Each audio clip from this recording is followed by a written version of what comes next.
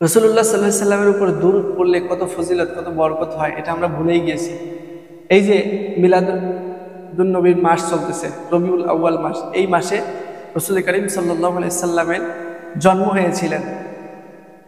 তো এই দেখেন, সারা দেশে, বিশ্বের প্রায় মুসলিম কান্ট্রিতে রাসূল করিম সাল্লাল্লাহু আলাইহি সাল্লামের জন্ম উপলক্ষে আপনার মিলাদুন নবী সাল্লাল্লাহু আলাইহি সাল্লাম পালিত হচ্ছে।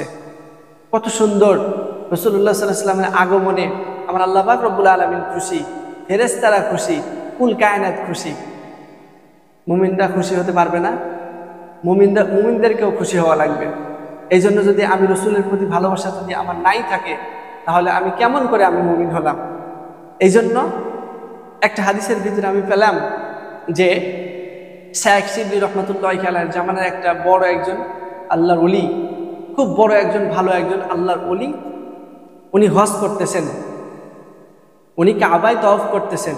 তওয়াফ করতে করতে দেখেন যে একটা যুবক তার সামনে দিয়ে শুধু দরুদ শরীফ পড়তেছেন, সাল্লাল্লাহু আলাইহি ওয়াসাল্লাম, সাল্লাল্লাহু আলাইহি ওয়াসাল্লাম, সাল্লাল্লাহু আলাইহি ওয়াসাল্লাম। তো শাইখ শিবলি রহমাতুল্লাহি আলাইহি বলতেছেন, একবার বলতেছেন, হে যুবক, তুমি দাঁড়াও, তোমাকে আমি অনেকক্ষণ ধরে দেখতেছি যে তুমি শুধু সাল্লাল্লাহু আলাইহি সাল্লাম করতেছো। আচ্ছা, তুমি কি এই কাবা তওয়াফ করার দোয়াটা কি তুমি পারো না? বলতেছেন, হুজুর হ্যাঁ আমি পারি, কিন্তু এই দরুদের ভিতরে যা আমি পেয়েছি, তা আমি এই কাবার তওয়াফ করার যে দোয়া, তার চেয়ে আমি এই দরুদের ভিতরে আমি অনেক বড় একটা কিছু লক্ষ্য করেছি। সুবহানাল্লাহ। তো বলতেছে কি? যুবক সুন্দর করে বলতেছেন যে হুজুর, আমি আমার বাবার সঙ্গে বাগদাদ শহর থেকে এই মক্কার জমিনে হজ করার জন্য যখন রওনা দিলাম, প্রতিমধ্যে আসার পর আমার বাবা হঠাৎ করে দুনিয়ার জমিন থেকে ইন্তেকাল হয়ে গেল। আমার বাবার মরণ হয়ে গেল। আমার বাবার চেহারার দিকে আমি সুন্দর করে তাকায় দেখি, আমার বাবার চেহারাটা কেমন যেন কালো কুৎসিত হয়ে গিয়েছে। আমার বাবার চেহারাটা কেমন যেন শুকুরের মতো হয়ে গিয়েছে। হুজুর, আমার বাবার জানাজা দেওয়ার জন্য আমি অনেক মানুষের কাছে হাত পাতলাম, অনেক মানুষকে যায় বললাম যে আমার বাবার জানাজা এবং কাফন দাফনের ব্যবস্থা করে দাও। কেউ আসলো না, কেউ এসে বলল না যে তোমার বাবার জানাজাটা আমরা করে দেই। আমি একটা কাপড় দিয়ে আমার বাবার মুখের উপরে দিয়ে আমি হতাশ হয়ে গেলাম, আমি এখন কি করব?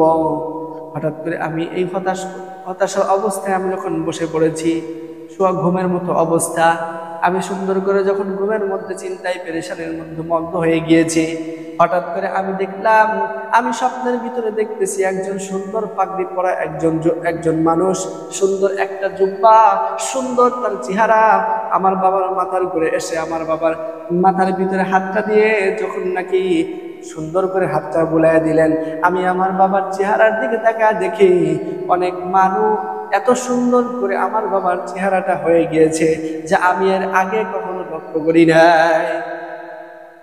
যুবক বলতেছেন, হুজুর, এছাড়াও আমি অনেক কিছু দেখেছি।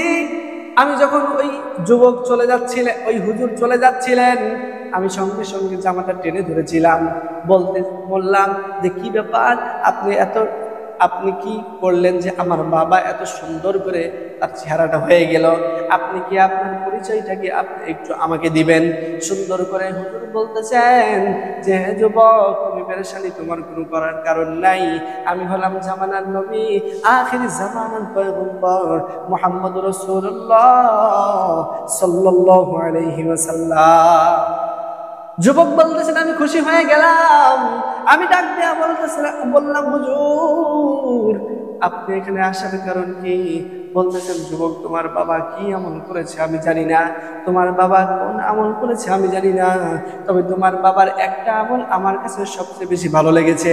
তোমার বাবার দুরূদ, তোমার বাবা প্রত্যেকটা দিন আমার উপরে বেশি বেশি দুরূদ পড়তো, আর প্রত্যেকটা দিন ফেরেশতারা তোমার বাবার দুরূদটা আমার রওজা মুবারকে নিয়ে যাইতো। আমি হঠাৎ করে আজকে চিন্তা করে দেখলাম, তোমার বাবার এই দুরূদ ফেরেশতারা যখন নিয়ে গেল না, আমি ফেরেশতাদেরকে ডাক দেওয়া, বললাম, ফেরেশতার দল, আমার ওই বান্দা কি আমার উপরে আজকে দুরূদ পাঠ করে নাই? তোমরা কি সেটা পাও নাই? তোমরা কি সেটা এ পর্যন্ত আনতে পারো নাই? ফেরেশতারা ডাক দেওয়া বলতেছেন, হুজুর, আপনার ওই উম্মত আপনার দুনিয়ার জমিন থেকে আজকে বিদায় হয়ে গিয়েছেন। তোমার বাবার মৃত্যুর কথা শোনার পর আমি নবী আর বসে থাকতে পারি নাই, আমি পয়গম্বর মুহাম্মদ রাসূলুল্লাহ সাল্লাল্লাহু আলাইহি সাল্লাম চলে এসেছি। দুরূদ পড়লে কত লাভ হয়! দুরূদ পড়লে আল্লাহ রাসূল সাল্লাল্লাহু আলাইহি সাল্লাম নিজে দেখা করার জন্য চলে আসেন। এখন যদি আপনার প্রশংসা, আপনি ভালো কাজ করেছেন, আপনার প্রশংসা যদি কেউ করে, আপনি তাকে চিনেন না, কিন্তু আপনার প্রশংসা ফাঁকের থেকে করতেছে, একদিন, 2 দিন, 3 দিন, 1 মাস, কি ব্যাপার? আপনার মনে তো এরকম একটা জাগবে যে কি ব্যাপার, আমি চিনি না, জানি না, কে আমাকে ফাঁকের থেকে এরকম ভাবে আমাকে দেখার জন্য আমার উপর দরুদ পড়ে, আপনার কথা শুনে, যে আপনার প্রশংসা করে, আপনি তাকে চেনেনই না, কোনোদিন দেখাও হয়নি, তাকে দেখার জন্য কি আপনার মন কাঁদবে না? কিন্তু আমার রাসূল সাল্লাল্লাহু আলাইহি ওয়াসাল্লাম তো ওখান থেকেই দেখতে পারেন। আল্লাহ পাক রব্বুল আলামিন তাকে এই শক্তিটা দিয়েছেন।